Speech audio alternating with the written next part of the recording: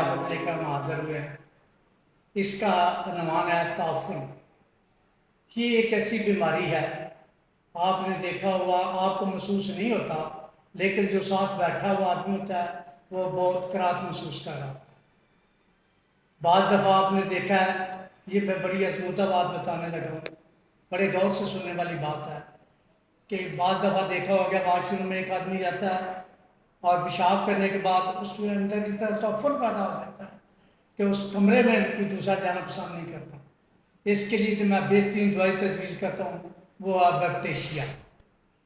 یہ 30 میں ملے تو دن میں 3 بار استعمال کریں، اور 200 میں ملے تو صبح شام کچھ دن کرنے کے بعد ایک دفعہ کر لیں، انشاءاللہ بفضل خدا آپ کا یہ مسئلہ حل ہو جائے گا۔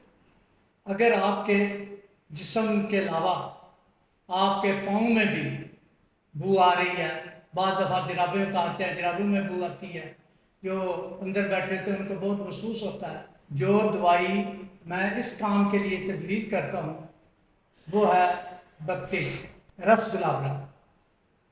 آپ رس گلابرا کو استعمال کریں، یہ پاؤں سے آنے والی بو جو ہے اس کا بہترین یہ ازمودہ حل ہے، آپ استعمال کریں، انشاءاللہ آپ کو بڑا اچھا اس کا رزلٹ ملے گا۔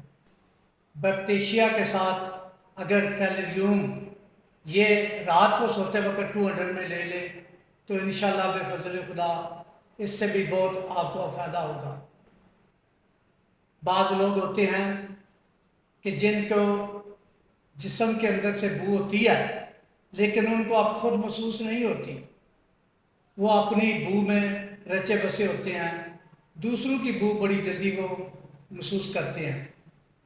اس کے علاوہ پرانی بیماری جو آپ کو اس کی وجہ سے بعض دفعہ تعفن پیدا ہو جاتا ہے، اس کے لیے ان دونوں دوائیوں کے لیے، بیماریوں کے لیے میں بہترین جو دوائی تجویز کرتا ہوں وہ ہے سلفر۔ سلفر 200 میں روزانہ صبح شام استعمال کریں، یہ اس سے مسئلہ بھی اللہ کی فضل سے آپ کا حل ہو جائے گا۔ ایک اور دعا جو میں بہترین جس کو اپنے تجربے میں سمجھتا ہوں آپ سے شیئر کرنا چاہ رہا ہوں، وہ ہے یوکلپٹس۔ یہ جراثیم کش بھی دوائی ہے، اور اس سے آپ دیکھیں گے کہ اللہ کے فضل سے یہ تعفن والا مسئلہ یہ بھی حل ہو جائے گا۔